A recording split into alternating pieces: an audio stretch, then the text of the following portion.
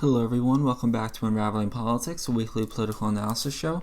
Before we begin, if you missed last week's special episode, I recommend you go check it out. I announced that I was launching a book, and that book will be available later this week on Thursday. And we don't have the link yet, but when we do, I will put it in the description of this video and the last video, as well as future episodes, so you could purchase that or at least take a look at it if that's something you're interested in.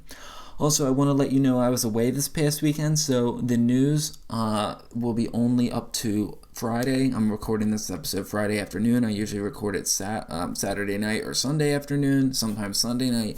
So any news that's changed over the weekend, I'm not aware about, and unfortunately, you're going to have to wait until next week for me to comment about that, if anything happens. So, back to the news.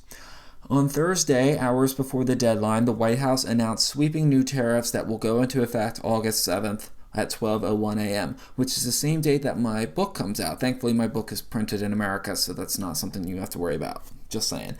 They were supposed to go into effect on August the 1st, but has been pushed back a week, reportedly to allow Customs and Border Protection time to make necessary changes. And before we talk more about that, at the start of last week, we did hear about the war in Ukraine, and I want to briefly mention that before we move on. So President Trump has given the Russian President Vladimir Putin a new timeline to come to the negotiating table. He shrunk it down from 50 days, which would have taken us to September, down to 10 to 12 days, which will take us to the end of this week. The president said last week he wasn't sure if they were going to impose additional sanctions on Russia or impose secondary tariffs on buyers of Russian energy, which would affect countries like China and India. And my suggestion is why not do both? We'll have to wait and see. Why did they change the deadline, which is something I advocated for? It's because they haven't seen any progress. Now, he originally made this ultimatum back on July 14th. 14 days passed since he made it, and now it's been another week. If he thought that Russia was going to come to the negotiating table after just 14 days, that was pretty foolish thinking, and even I didn't think that was going to happen, and I was kind of hopeful this was going to work, and I figured at least 40 days were going to pass, and even then, as I said back then, I was skeptical. We have to see what comes next. However, if you are confused about the whole Russian invasion of Ukraine, I was able to get frontrunner for the 2028 Democratic nomination in the polls and former Vice President Kamala Harris to come here to explain it for us. Oh wait, I think she's here right now. Oh, Kamala, good you're here. Thank you for coming on. Can you explain to us what's going on with the war in Ukraine, something for people to understand?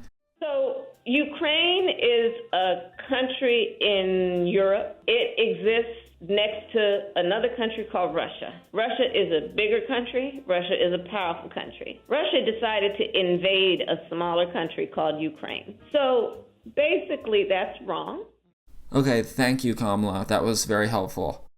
It's very helpful. Goodbye. Okay, enough of that. She was not very helpful, but I figured it was worth a try. Anyway, back to tariffs. The Trump administration announced a 15% flat tariff on every new country that we have a trade deficit, which is pretty much every country on the planet. And for those that we have a trade surplus with, I know Australia is one of them, a 10% tariff will remain. So, for example, some of the highest tariff rates are Algeria, which is at 30%, Bosnia and Herzegovina, their one country, is at 30%, Iraq is at 35%, Laos is at 40%, Libya is at 30%, Moldova is 25%, Burma, Myanmar, there's same name, 40%, Serbia, 35%. 30% is for South Africa and Switzerland, and they literally don't offend anybody. I don't know what's going on here. They're being hit with a 39% tariff. Syria is at 41%, and I believe that is the highest tariff. I think Brazil might be getting 50%, but Syria is one of the highest. And Taiwan, which was one of our greatest allies, is at 20%. Tanzania is at 25%, and so many others. I put it in the description for you to take a look at. It's a simple chart that the White House posted. And all of these goods, all goods that have been considered to be transshipped to avoid duties will be slapped with a 40% import fee. So what am I thinking about this? Well, I am very nervous. The 10% seemed all right. We seem to be doing okay with that. 15% is fairly high, and some countries are, as I said, are as high as 41%. I really don't understand why we are leveling tariffs on our allies. Even Israel got a 15% tariff, and you think, if anything, Israel would have a negative tariff because we've sent so much money there. And I know that's not an actual thing, by the way, a negative tariff, but still, they might as well be the 51st state of the United States, and they're still being hit with a 15% tariff. So I'm incredibly concerned about this, and I'll have to look into it and what the consequences might be. And I've talked about previous tariffs, what the consequences of that might be on this show for many months now. I'm not going to get into that again. Please check out my other episodes if you are interested. Our effective tariff rate, as I shared on a show a couple of weeks ago, was already 18%. And I'm pretty sure with these we're going to be above 25% at least, which is quite a lot. A 25% tariff level is very high. That would take us back to the highest tariff level not since the 1930s but to the 1910s, which was a World War I era tariffs, and that was before income taxes even existed. And lastly, before we move on to the trade deals, there seems to be a court case that's pending about Trump's authority to implement tariffs.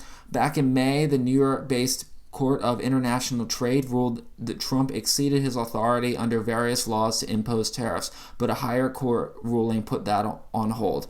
Now it is in front of the Washington, D.C. based Federal Circuit Court of Appeals, and it appears from media outlets that the judges are not pleased with the president's lawyers' arguments.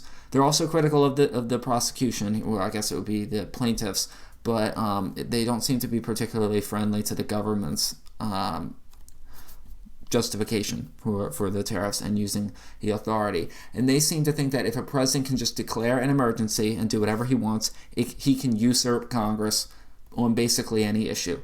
And this is kind of what Trump did in 2018 to 19 during the government shutdown. He wanted border funding for the wall. He wanted funding for the border wall. Congress refused to give it to him, and he shut down the government, and then using an emergency power that Congress gave to him decades ago, that he ended up giving it, using money for the military, and then that's what he did. He used money from the military, and I think that stood. I think they used that money, and then that was the end of that. Congress tried to override it, and it didn't work.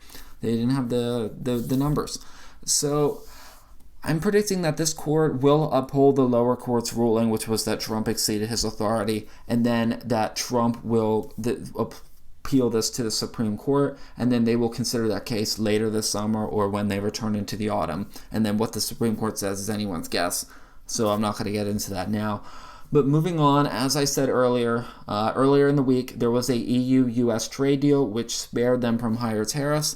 I hinted at this last week. It just broke as I was recording the episode, so I needed to look into it a bit more. Here's what we know, and we still don't know that much about it because they haven't released the text of the agreement as far as I know, so this is just what we've gathered here and there.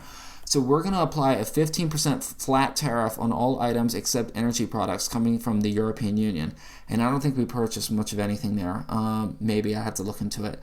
And there will be a 50% tariff on steel and aluminum products unless a quota is negotiated. Aerospace tariffs will remain at 0%. Energy will also be at 0%. And the EU will not level any tariffs against us. The EU is one of the largest export markets in the world, exporting a lot to the U.S. They agreed to buy $750 billion worth of American energy products, stopping all purchasing of hydrocarbons from Russia.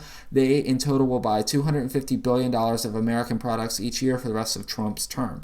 They also said they will invest $600 billion into the U.S., but that's unclear what that means. Is it going to be, I'll get into a bit, but is it going to be cash? Is it going to be loans? I can't imagine they're just going to give us $600 billion. Since NATO already agreed to increase their defense spending target to 3.5% of GDP, much of that new spending in European countries will probably go to American companies like Boeing and Lockheed Martin. Now, you might wonder, what do we get in return? Or what does the EU get in return? What are we giving away? Well, it seems like we're not giving anything away. I can't seem to read or think of any benefit that the EU is getting from this tariff agreement other than not being hit with a 30% tariff. The thing is, they had the chance to buy American energy products before. It's not like this agreement unlocked that ability. So I don't really understand why they agreed to this. I'm wondering if something got lost in translation here, either literally or figuratively. And this is definitely Trump's undeniable win. It's a huge win for the administration.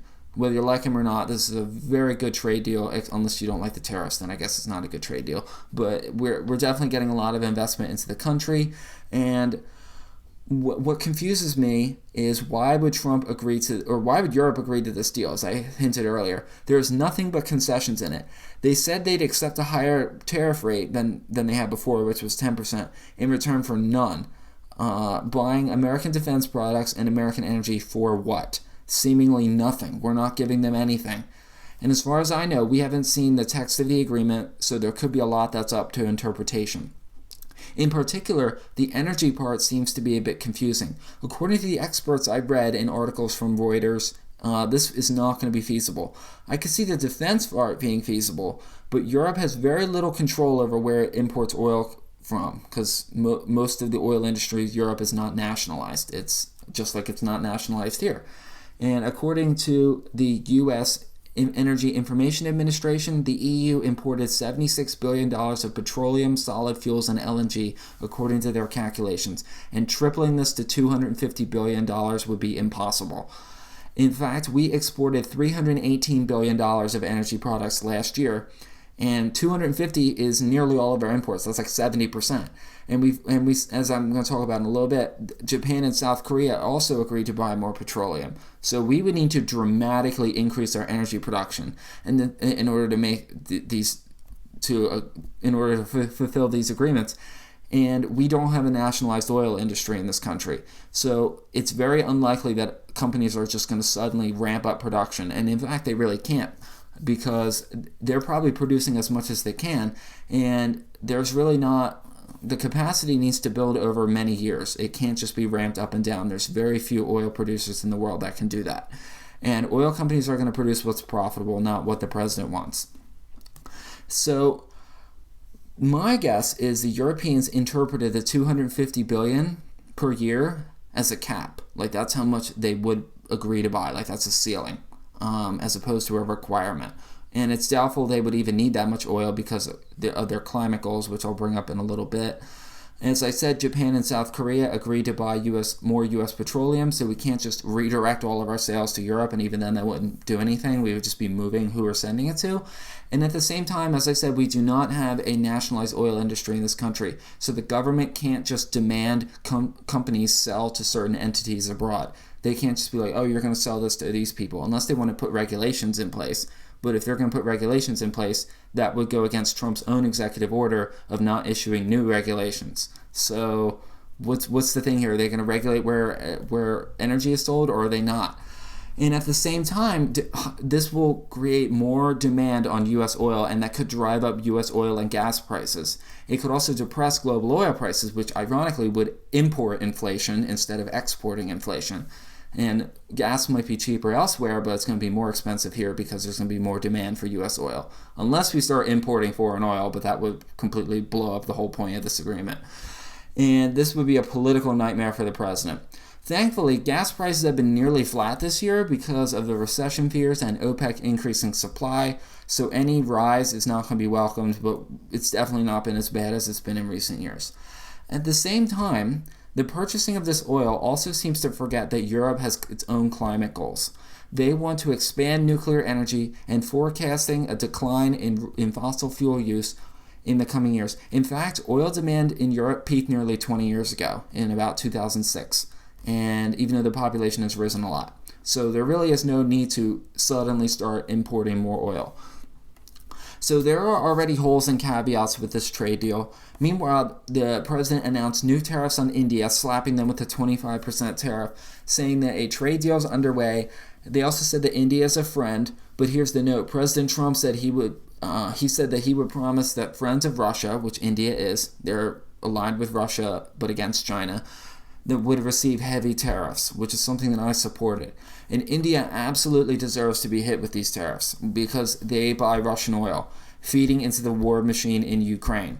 It appears that from his statement, 25% will be the plus, will be in addition to the penalty that they get for helping Russia. Brazil is now facing 90% tariffs because they're helping Russia. He also said that countries could face up to a 20% flat tariff. He ended up with a 15. I'm assuming 20 is coming later. And at the same time, on Thursday, the president reached a trade deal with South Korea and said there would be a $350 billion investment from them and a 15% flat tariff. There will be 0% tariffs on items we export to South Korea. $100 billion of that will be liquefied natural gas, and there will be more details when the president of South Korea visits the White House, quote, within the next 2 weeks. And once again, I don't exactly see how South Korea benefits from this in any way, but we'll have to wait for the full announcement. There was going to be a 25% tariff, but that's obviously been dropped. Tariffs on Mexico have been delayed for another 90 days, so that will be the last week in October. And with Canada, they were close to a trade deal, but they announced that they were going to recognize the state of Palestine, which I don't understand because Palestine doesn't really exist as a functioning country like Afghanistan, but that's a story for another time. And Trump threatened to pull the deal, so we'll have to wait and see what changes there. And lastly, we'll end on some good and bad economic news. The Federal Reserve said the economy is solid and did not cut rates, which I'm sure will anger Trump, but the Fed is definitely right. Cutting now is risky and it might stoke more inflation. In a sign of political pressure on the bank, 2 Federal Reserve Board officials dissented, but it wasn't enough. They were both Trump appointments, by the way, but it wasn't enough. Rates are going to stay steady at 4.5%. Markets now predict a rate cut in September to be less than 50%, and I agree. I don't see a rate cut in September unless the economy dramatically worsens, which we'll get to in a moment. There is another meeting in November and December, and I'm still thinking there's going to be a rate cut this year, probably in November or December, and we'll have to wait and see. But it really depends on what the president does with tariffs. If the president so desperately wants interest rates to come down, there is one thing he could do to control that, and he could get rid of these tariffs. I'm just saying, he could abolish the tariffs, wait for the Fed to lower rates, and then bring them right back. That's just one suggestion. And by September, we will have July and August inflation data. The U.S. economy did grow in the second quarter of this year from April 1st to June 30th, an astonishing 3%, which was far above expectations, but tariffs did skew these numbers. Remember, our economy shrank in the first quarter of 2025. The bad news is, and this was what I was referring to earlier, is we only hired 77,000 jobs across the country in the month of July, which was pretty far below expectations. And the great months of May and June, which I was like, great, this is fantastic, and so were people in the administration and the media, those were revised down 258,000 in total. So basically, hiring is slowing to a halt, and which is not a surprise because that's usually a sign of a looming recession. And I was reading in the Wall Street Journal that with the dramatic reduction of illegal immigrants over the last 4 years of chaos, the failure administration, there isn't really a need to hire as many people, but there's still a need to hire 86,000. According to, they wrote this here, a year and a half ago, the economy needed 166,000 jobs a month to keep the labor market steady. According to the Peterson Institute for Economics, for International Economics senior fellow Jed Cook. As of June, Cook said, I hope I'm saying his name right. It's K-O-O-K. Cook said that the number needed was only 86,000. I mean, I'm kind of skeptical. That's an 80,000 reduction. We're not having that. We didn't have that many illegal immigrants coming into this country, but he's basically saying we don't need as many jobs as we did before, which makes sense intuitively. Overall, though, I'm still hopeful about the economy, but I'm very nervous about the future. Really, for a long time, I was saying that the long-term economy I was more optimistic about. It was the short-term I was less optimistic about. I'm kind of the other way around now. I think short-term will be all right, but long-term I'm not so sure. Going along with the trade and economic news of the week past, there is a theory in economics. This will be the last thing we talk about. And if you're interested in economics, you might find this interesting. Briefly, it's long been believed that a country that buys more than it exports is not good. There is certainly reason to believe this, and I'm not dismissing that.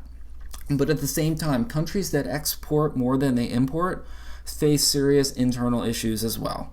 If a country runs a trade surplus, that means their domestic economy is too weak to sustain the output that they create. So this would be countries like Germany and China. Then the extra money, which they use, ends up financing American debt.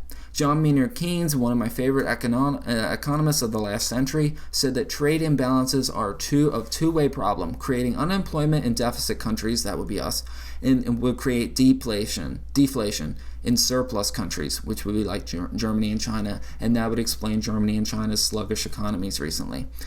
Ben Bernanke, he was chair of the Federal Reserve, said this idea is it creates a global savings glut, which creates bubbles and that eventually burst. And lastly, for real this time, I'll end with John Maynard Keynes, often disliked by conservatives.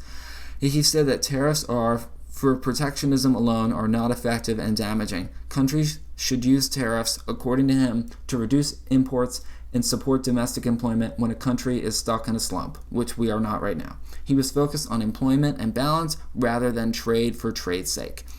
Anyway, that is it for now. Thank you for tuning in as always. Remember to check back in later next week when my book launches on August the 7th, which is on Thursday. Otherwise, thank you for everything, and you will hear from me later. Bye-bye.